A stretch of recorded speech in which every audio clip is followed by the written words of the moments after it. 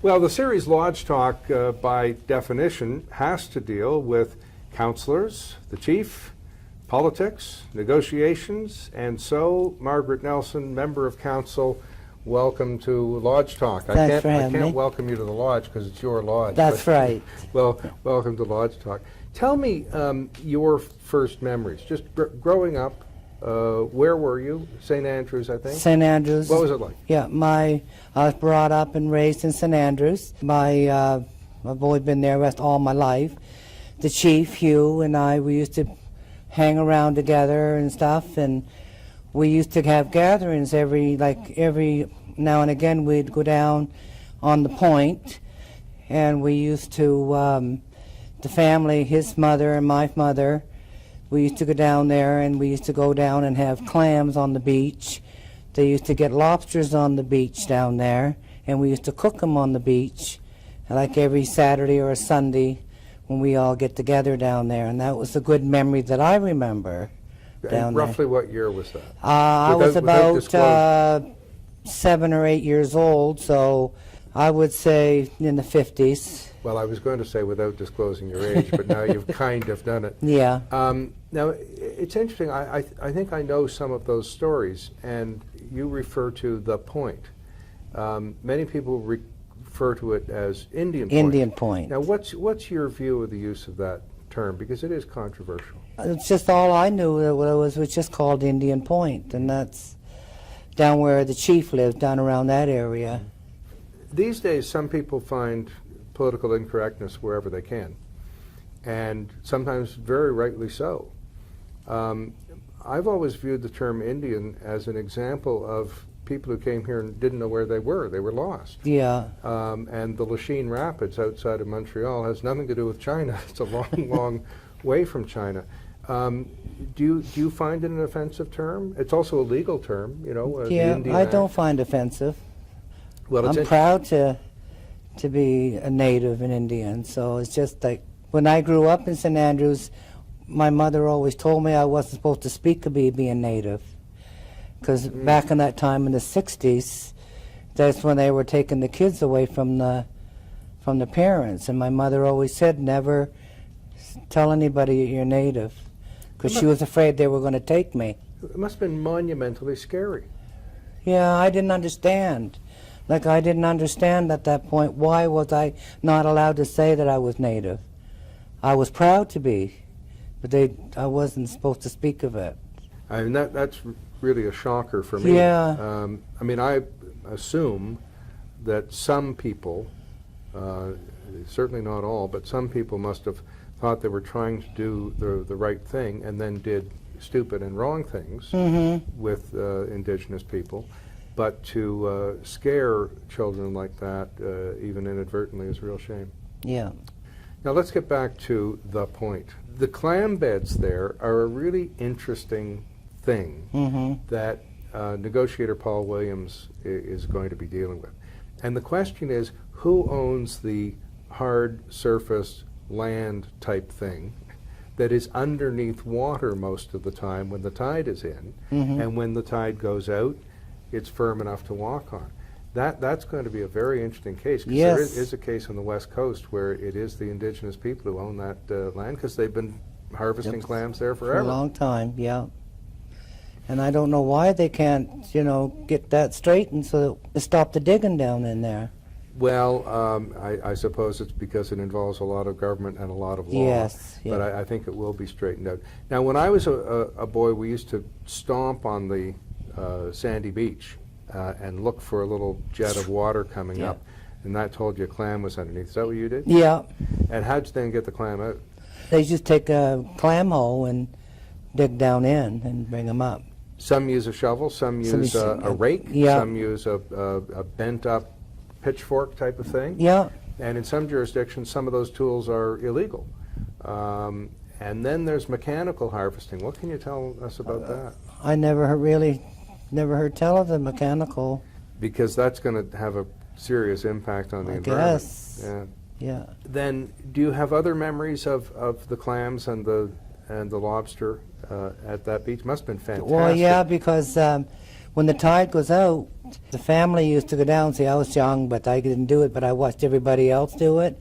And they used to take and put a hook, a spike or something on the end of a long pole, and then you go down to low tide as you go, and then you would stick the pole into the rock where the seaweed was. Then the lobster would grab a hold of the thing, and you pull the lobster out of the rock. I've never heard of this. Lobsters were hiding in the seaweed? Yeah, in the seaweed.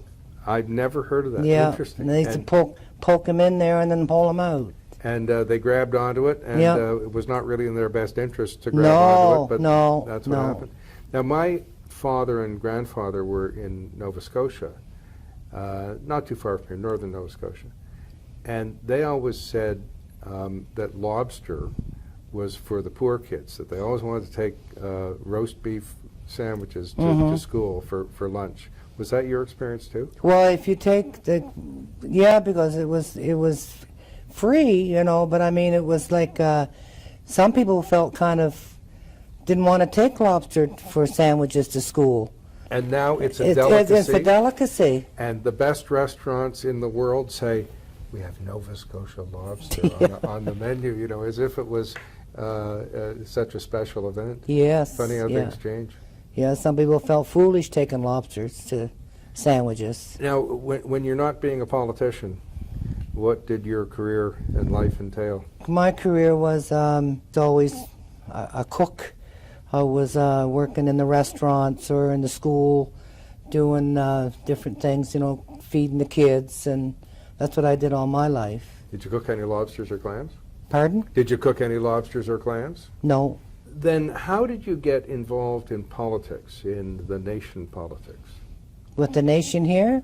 Well, I just stumbled into it because I knew Huey, but when we had that thing out in Old Ridge there back in 1999 or 98, they decided they wanted to get going and start getting the chief and councils. So it was just a spur of the moment thing, so I was told the night before that to be at this meeting at the hall, and then all of a sudden it was just everybody was voting everybody in, and I nominated Hugh to be chief. I nominated him, and the next thing I knew, I was on the council, and Rita, and we were all, it was just all going, it went so quick, and here it is 21, 22 years later, and here we are still at it. So you got into it by popular demand. Yeah. Well, that's a good way to get into politics. The last time you and I were sitting, not quite this close, but almost, was Ottawa. Very emotional time, more for you than for me, of course, because you're much closer to all this. But when the artifacts that were in this lodge were displayed, preserved, tidied up, what went through your mind? What was that event like for you? It was very emotional. I could feel the energy that was in that room. I know they were there. My ancestors were there. I could feel it. And I was really overwhelmed. Because I've never been out here. The first time I ever come out here was, gosh, when we first got the lodge. And when I walked out in here, I felt like I was home. I knew that this is home. In a way, it must have been very gratifying, as you say, yes. You're home. But in another way, strange that this American family, who used this as what they used to call the grand cottages, like FDR's Campobello and St. Andrews and what have you, that this American family somehow had an affinity for the culture and the nation and your relatives and ancestors, and preserved all this. I mean, it must have been strange. Yes, and I never even knew this place existed.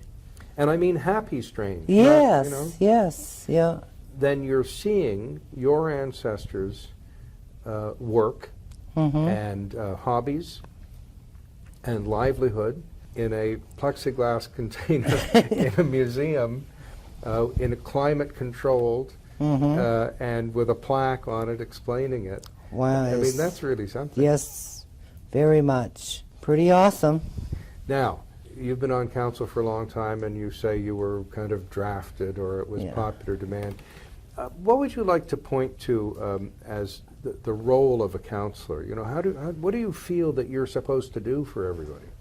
I was just, I'm learning. I'm just learning every day. It's just, we have to vote on things, we have to discuss them, and, you know, we just see what's got to be done. And I'm still learning. Even though I've been at it 21 years, I'm still learning. But you're more polite than the politicians we see on TV in question period. Yeah. Yeah, that's Yeah. good. Yeah. That's good. And what would you like to say if you had to point to a couple of things you're really happy you got done or proud that you accomplished? What would they be? Know what I got accomplished today, I guess, and follow every, you know, to help the chief and help guide him where he's got to go too. So, and he guides us at the same time. And what do you think the next few years hold? Do you have any benchmarks or goals, hopes that you can share, or is it too hard to predict? It's kind of hard to predict, but I like to see something at the next couple of years to get the recognition and help the next generation that's coming in behind us. I may not see it, but at least I'm starting that, getting it going, and knowing that I'm hoping that it'll help along the line. Have you seen the artifacts in the Van Horn gigantic cottage on Minister's Island? I haven't. I've been over there a few times, but I've never seen the artifacts. And how do you feel about that? Because you know, people have mixed emotions about these things. They're at least preserved, like they were here, but the ownership of the island is in at least a bit of doubt. You know, how much of it did he own? How much did the province really own it all? There were some Americans who owned it. There was, of course, Minister Andrews, Yes. Loyalists, and before all that, your ancestors for 10,000, 13,000 years. So how do you feel about that? It's kind of a confusing issue. Isn't it? Yeah, it's ours really, and that's how I feel about it.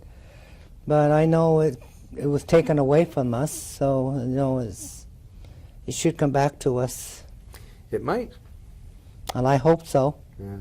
Now, at the end of interviews, what broadcasters who didn't do all their homework say is there anything you'd like to add? I can't know what would have been, you know, the right thing to talk about for sure, but is there anything you'd like to add or talk about? No, I think it's pretty well everything, and like I said, I don't have much of a remember growing up and stuff. It's just hanging around with Huey growing up.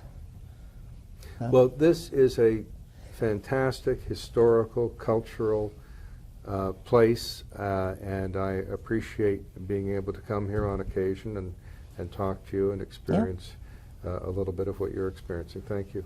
Thank you very much.